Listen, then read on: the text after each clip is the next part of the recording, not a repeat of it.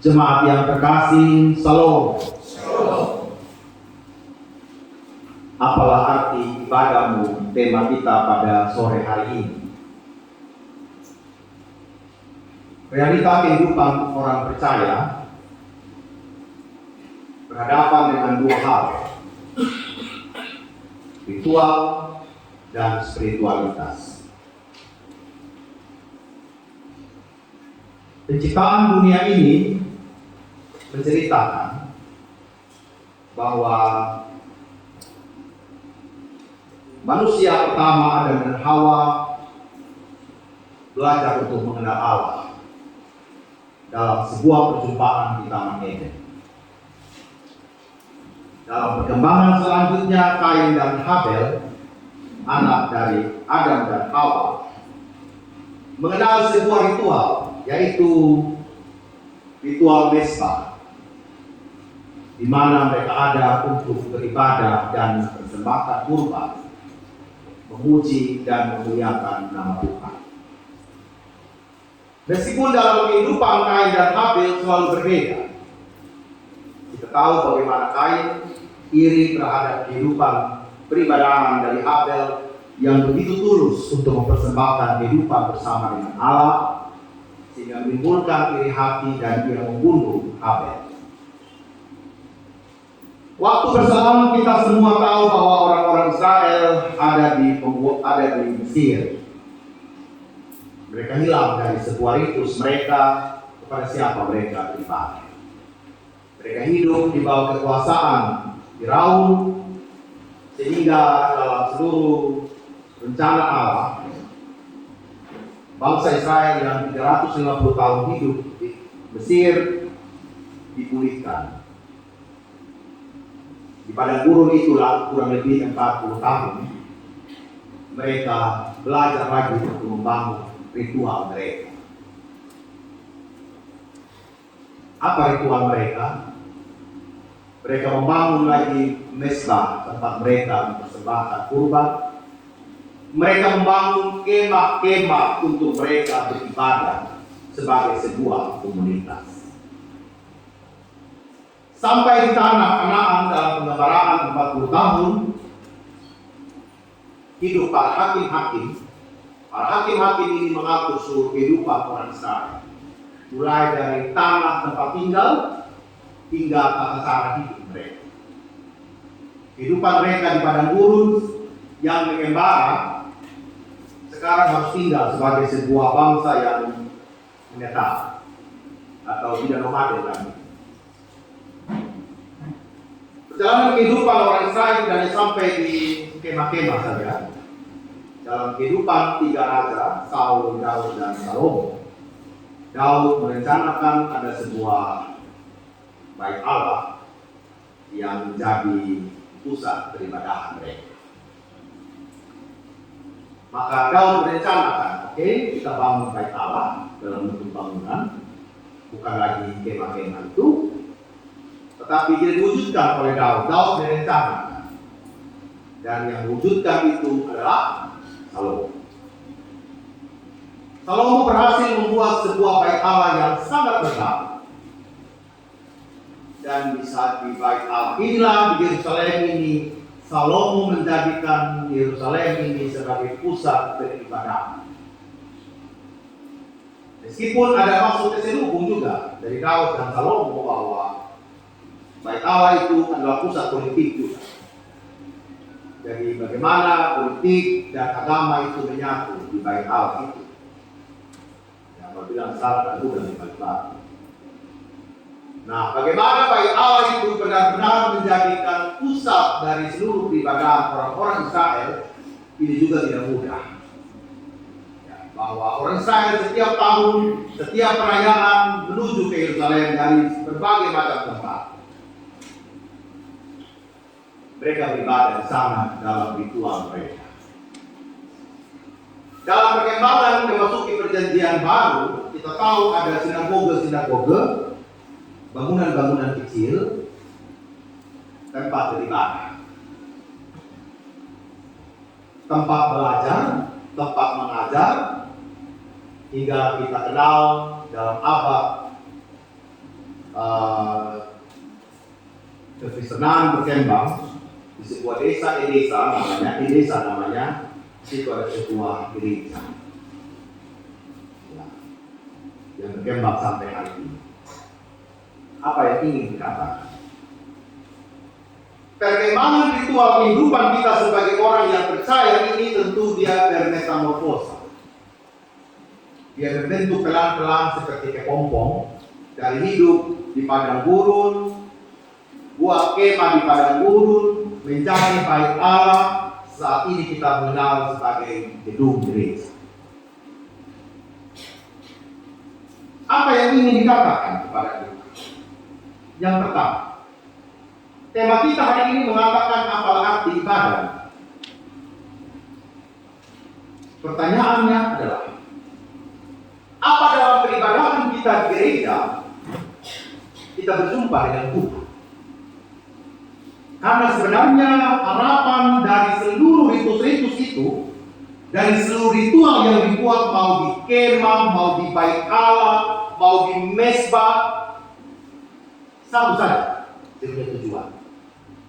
Apakah kita berjumpa dengan Tuhan? Jangan sampai yang kita jumpai di sana adalah kepentingan kita. Seperti yang terjadi dalam awal-awal pembuatan bait Allah itu. Jangan sampai hanya kepentingan politik Daud dan Salomo saja. Tetapi pemazmur ingin menegaskan lebih dalam bahwa dalam seluruh siarah dan perjalanan melangkah ke rumah Allah itu benar-benar berjumpa dengan Allah. Bahwa ritual yang kita selenggarakan juga pada hari ini sebagai gereja, kita berjumpa dengan Allah. Penatua diaken berjumpa dengan Allah. Pemain musik dan namoria berjumpa dengan Allah. Pengisi puji-pujian berjumpa dengan Allah. Hoster berjumpa dengan Allah. Pelayan CD berjumpa dengan Allah. Dan jemaat juga berjumpa dengan Allah. Apalah arti ibadah? Kau harus menjumpai Tuhan. Lalu di mana kita beribadah, Bapak? Apakah di dalam gereja saja, ataukah di luar gereja? Jadi kalau ada tertulis selamat beribadah, jangan tulis dalam gereja, Bapak. Tulislah di depan, di pagar sana, selamat beribadah. Karena ibadah yang sejati sebenarnya adalah berjumpa dengan kenyataan di luar sana. Apa itu liturgi? Bukan ini Bapak yang kita pakai. Ini tata ibadah. Liturgi itu adalah apa? Kehidupan kita dari hari Senin sampai hari Sabtu, yang menggambarkan tata ibadah kita hari ini. Jadi kalau kita hari ini dalam khotbah dan salam dikatakan pertolongan kita dalam ibadah ini dalam nama Tuhan yang menjadikan langit dan bumi. Ini sebuah proklamasi, sebuah pengakuan. Maka di luar sana, di rumah tangga kita, di tempat kerja kita, mau jadi tukang becak, mau jadi tukang sayur, guru, semua kita, itu yang kita proklamasi. Bukan kekuatan yang lain. Karena apa? Kita pulang gereja sedang jam 7 malam, besok pagi, itu yang kita proklamasikan. Liturgi kita jalannya besok itu. Nanti malam kita pulang ke rumah. Kita pegang hari ini tata ibadah. Ritual dan menghidupi spiritualitas kita di luar sana. Mengapa kita harus ada nas pembimbing? Mengapa harus ada pengakuan dosa? Itu di kita, Bapak Ibu. Sebenarnya hanya empat saja ya. Jemaat berhimpun, jemaat mendengarkan firman, jemaat memberikan persembahan dan menerima sakramen, perjamuan kudus, dan jemaat diutus. Ya. Firman tadi ini sudah ada bimbing, berita anugerah, tunjuk hidup baru, beredarkan sampai dalam rumpun itu sudah. Kenapa ada pengakuan dosa? gereja kita tunduk dan mengatakan Tuhan saya berdosa. Dan pengampunan itu juga kita harus praktekkan di luar. Artinya, pengampunan itu harus berlangsung dari hari Senin sampai Sabtu, bukan di hari Natal, oke? Jadi, kenapa beribu suat? Nanti saya ditanggapi bahwa tidak damai. Lewat sunnah. Berarti kita tidak sedang melaksanakan liturgi hidup kita. Karena apa? Kita datang di hari Minggu mendengarkan berita pengampunan dosa. Ya Senin itu, ya pengampunan dosa itu kita praktekkan karena apa? Setiap hari Tuhan memberikan pengampunan. Jadi tidak ada cerita nanti kalau hari Natal dulu baru saya damai. Nanti dulu Pak Pendeta saya punya babi besar baru saya damai. Babi belum besar, ASN sudah datang, rakbar dia. Lewat. Karena apa? Liturgi itu hanya ritual, tidak kita praktekkan. Firman Tuhan kita dengar. Kenapa kita harus memberikan persembahan? Karena kita harus memberi setiap hari. Ketika di gereja kita memberi yang terbaik, di luar sana juga kita memberi yang terbaik.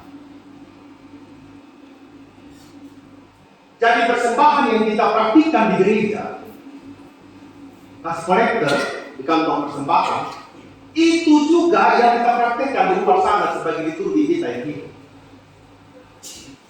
Jadi tidak ada cerita di gereja saya kasih persembahan, sendiri. Doa terpinjam keras, saya ini saat tidak mau kasih. Kasih semampu yang kita bisa. Memberi apa yang kita mampu. Mudah? Tidak mudah, Bapak.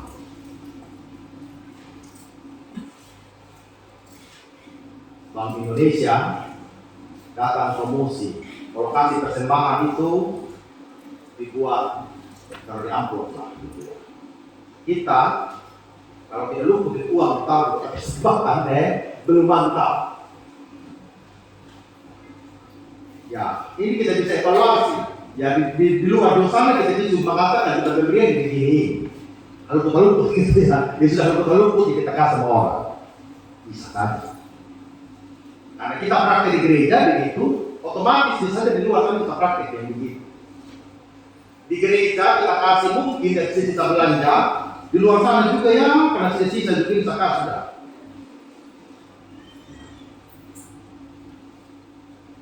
Tidak mudah Bapak. Mempraktekkan apa yang ritual menuju kepada kehidupan spiritual. Tetapi pada ayatnya yang kelima mengatakan bahwa ibadah kita harus berjumpa dengan realita. Kalau yang pertama tadi ibadah kita berjumpa dengan Tuhan, yang kedua ibadah kita harus berjumpa dengan realita. Mau bunda gulana, mau haus akan Allah, tetapi engkau harus juga berhadapan dengan seluruh realita yang memang engkau sedang hadapi. Jadi kita sebagai orang-orang yang beribadah tidak mencari kenyamanan yang palsu. Pokoknya saya datang gereja supaya Pak Pendeta jangan tanya dari sampai besok kemarin itu di mana. Bisa begitu. Saya mau datang ke gereja karena gebetan saya juga datang ke gereja. Ubur-ubur ikan lele, ketemu lele. Nah, pokoknya semua ketemu dong dikasih hati. Apalagi di depan mau Valentine. Ya, tadi ada yang tanya sama saya, Pak Pendeta bisa pimpin di pada Valentine. Aduh, kalau bisa pimpin sama harus pimpin Valentine. Ya, kasih tema yang lain aja. Oh ya, minggu itu Pak Pendeta yang minggu itu aja. Kayaknya sudah terlalu tua saya mau pada kami. Walaupun sebenarnya temanya tentang kasihnya Tuhan, begitu ya. Yang pertama saya nggak punya baju pink lagi, baju pink sudah sesat semua. Ya. Harus berjumpa dengan realita. Tidak bisa kita katakan baik enak, ya. jadi suster, jadi pastor, tinggal di tinggal di biara, ya, hidup aman, semua dibiayai, bisa juga Bapak. UKSW, kami sekolah teologi di sana di satu, dia memang menuntutkan tinggal di asrama. Kenapa? Mau anak teologi, mau menteri asrama. Supaya apa? Calon-calon pendetanya itu berjumpa dengan realita. Dia tidak tinggal di sanggar emas, dia pikir semua indah seperti di asrama, disediakan segala macam makan minum, enak sudah.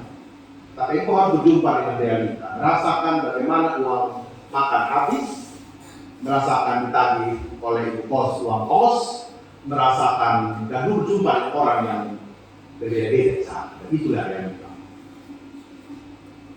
Bapak Ibu, maukah saya dan Bapak Ibu berjumpa dengan realita ini? Ataukah kita menunda? Tata ibadah kita selalu menuntut dengan penebusan. Betul kan? Tidak hanya selesai persembahan saja selesai, tidak.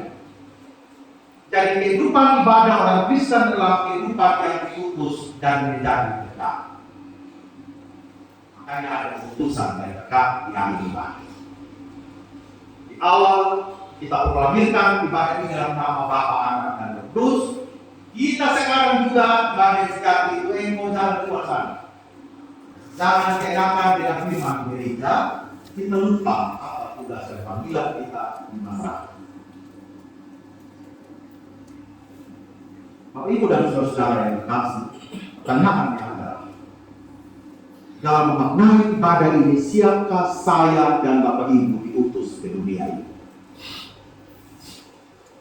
Kita takut dengan dunia ini. Besok pekerjaan saya masih ada atau tidak? Besok bos atasan saya ini marah saya atau tidak? Besok apakah ada makan dan minum buat saya? Besok bagaimana guru saya di sekolah terhadap saya? Besok dan besok dengan semua realita. Tetapi apapun kenyataan hidup, Tuhan menuntut harus ditulis. Tidak ada cerita. Kamu enak-enak di gereja dengan firman di gereja, aduh Tuhan di rumah gereja ini saya teduh satu hati. Tapi kalau sampai di rumah ini, saya punya istri cerewet, saya punya suami mabuk, saya tidak mau ketemu Pak Pendeta. Jangan salah. Jangan sampai pelayanan di gereja ini bisa saja menjadi pelarian. Sehingga saya dan teman-teman tidak mau berjumpa dengan realita. Apapun kenyataan itu, percaya pertolongan kita. Sebaik apapun kenyataan hidup peribadahan kita di luar, jangan pernah mundur. Jangan pernah menghindar. Hadapi itu ya. Karena kalau kita sedang beribadah, baik di gereja maupun di luar sana, hati kita terhubung hanya dengan tidak ada kuasa. Kuasa Tuhanlah yang harus kita yakini bertahta melebihi apapun juga di hati kita. Kenyataan hidup boleh jahat, tapi hatimu tidak boleh jahat. Kenyataan hidup mengalahkan seluruh ego, tetapi engkau tidak boleh kalah. Kenyataan dunia mungkin akan merendahkan hidup, tetapi ingat, ada Tuhan yang mengangkat. Dunia mungkin akan menyepelekan keberadaan dan anggap engkau tidak ada. Tetapi Tuhan menganggap engkau ada. Karena Dia sudah menyapa engkau dengan seluruh pertolongan yang berasal dari Allah. Damai sejahtera yang berasal dari Allah, ya, ini bukan tangan saya, Bapak Ibu. Ini tangannya Tuhan lewat saya. Berat, Bapak. Berkat yang saya kasih bukan berkat dari saya. Berkat dari Tuhan.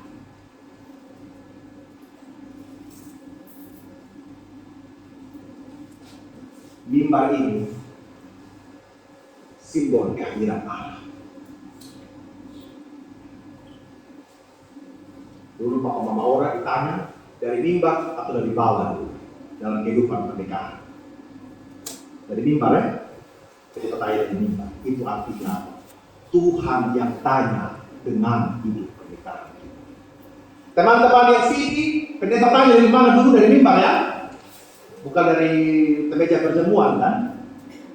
Itu artinya apa? Tuhan yang tanya. Orang tua kita waktu baptis masih kecil, pendeta tanya mereka dari mimbar ini. Artinya apa? Tuhan yang tanya sama hidup kita. Tuhan yang menyelenggarakan hidup kita. Jadi jangan takut dengan ibadah di luar gereja. Kalau di sana memang tempat kita beribadah yang sejati. Tuhan menguatkan kita. Amin.